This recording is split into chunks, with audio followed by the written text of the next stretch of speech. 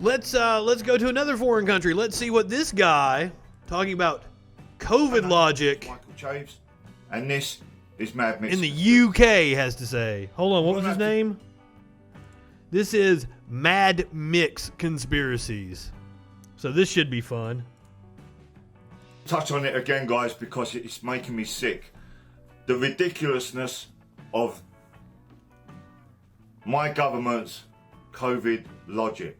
Okay? You all know that my Prime Minister is self-isolating because track and trace pinged him.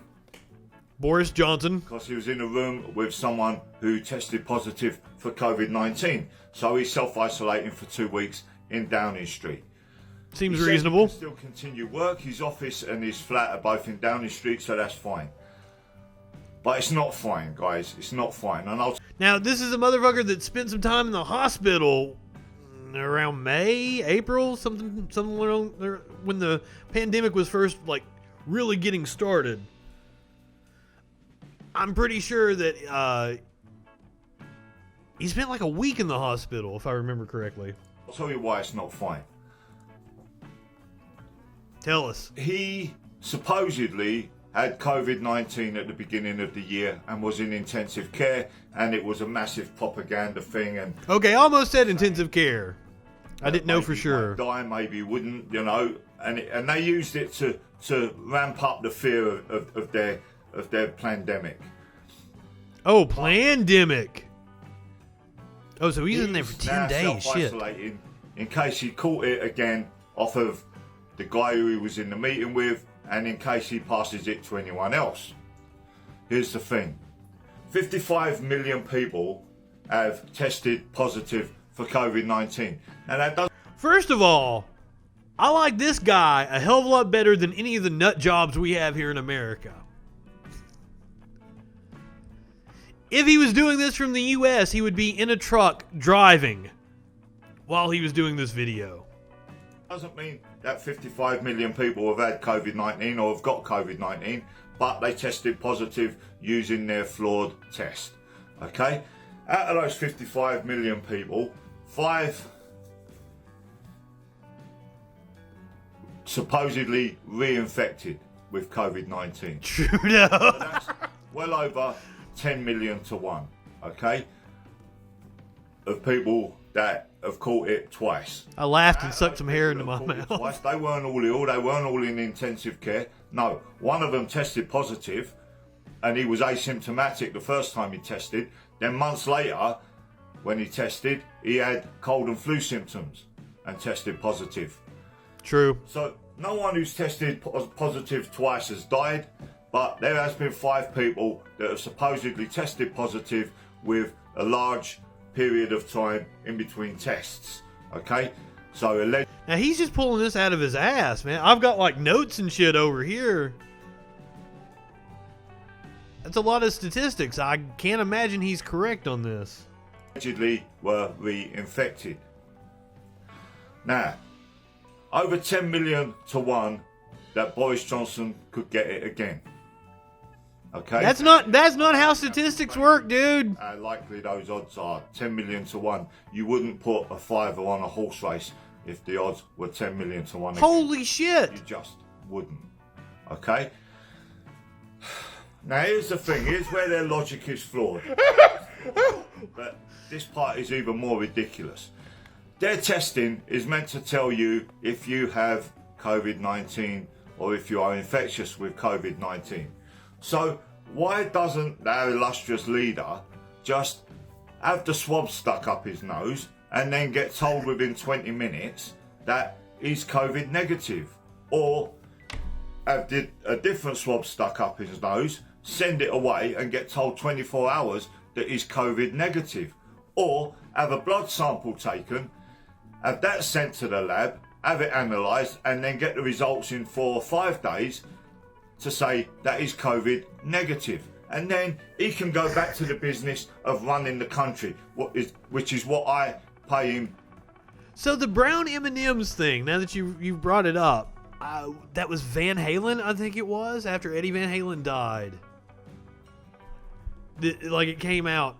I might have the wrong band on this, but I want to say it was Van Halen. They had a really intensive stage show, and that they would put the thing about the brown M&Ms in their rider so that they would make sure that the people on site had actually followed their instructions in order to make sure that the stage production was safe. And if they didn't have the brown M&Ms, had the brown M&Ms removed from the bag or something like that, or it was all brown M&Ms, whatever the request was, if they didn't have the bowl of brown M&Ms in their dressing room, they knew to go back and check the stage rigging to make sure everything was safe. So, hey, that's something to do. But no, he's going to sit in his room, self-isolate, because it's propaganda, because that sells a narrative to the country. The country aren't thinking like me, like my logic. Why doesn't he just get tested and then get the fuck back to work? No. That's Mick logic. That's not COVID logic. Wait, what? I'm assuming... because... I'm saying he was exposed to somebody. He probably did have the swab put up his nose. He probably did have a blood sample sent off.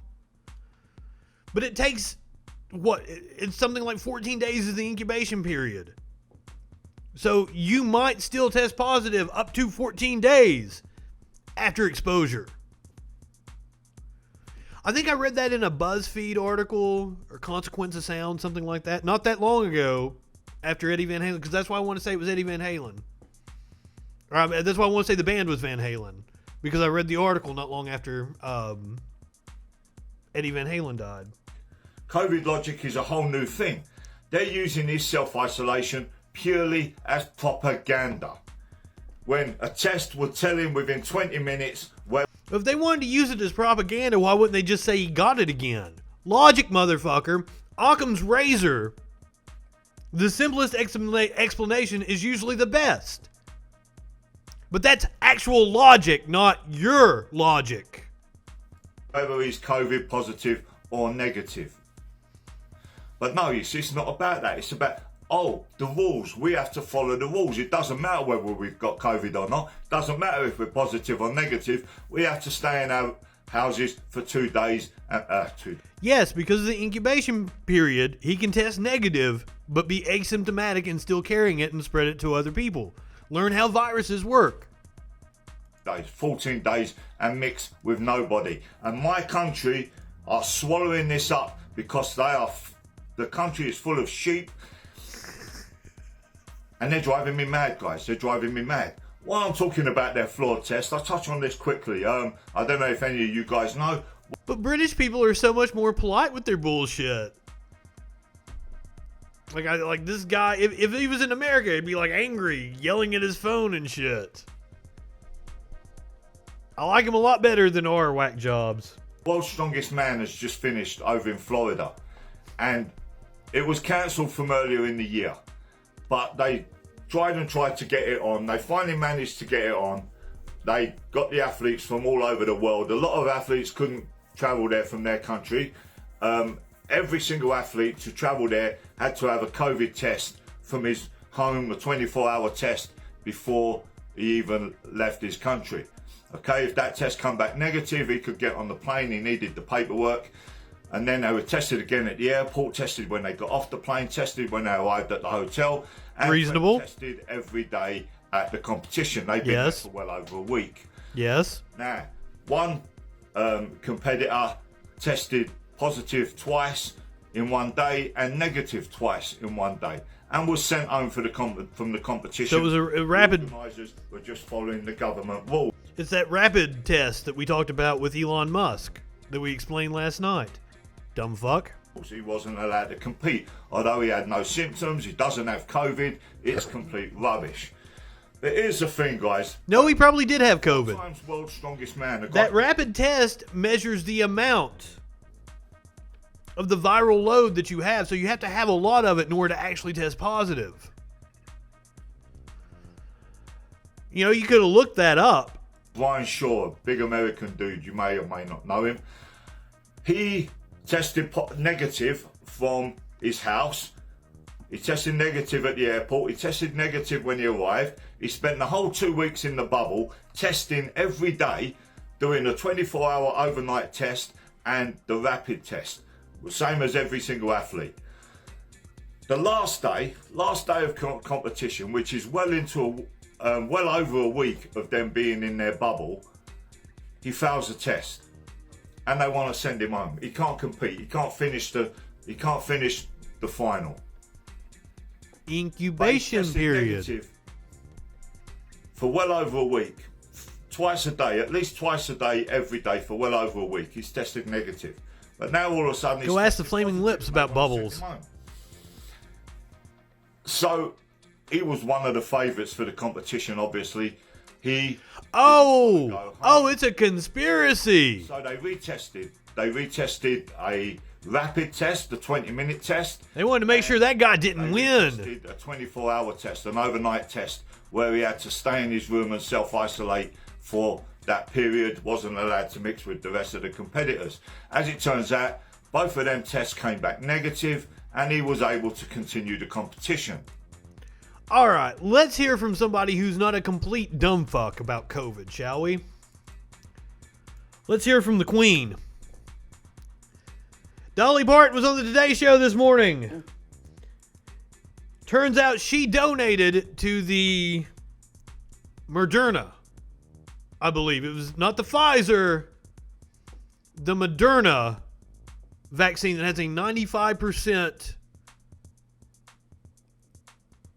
success rate.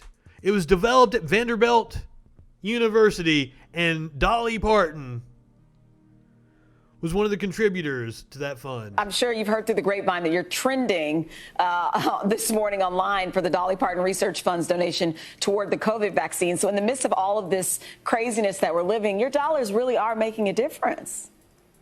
Yeah, that's what I understand this morning. I haven't read up enough. They told me that just before I went on the air, that they may be asking me about that. So I'm just happy that anything I do can help somebody else. And when I donated the money to the COVID fund, I just wanted it to do good. And evidently that's it exactly is. And let's what just it's hope doing. we find a cure real soon. Everyone needs to be more like Dolly Parton.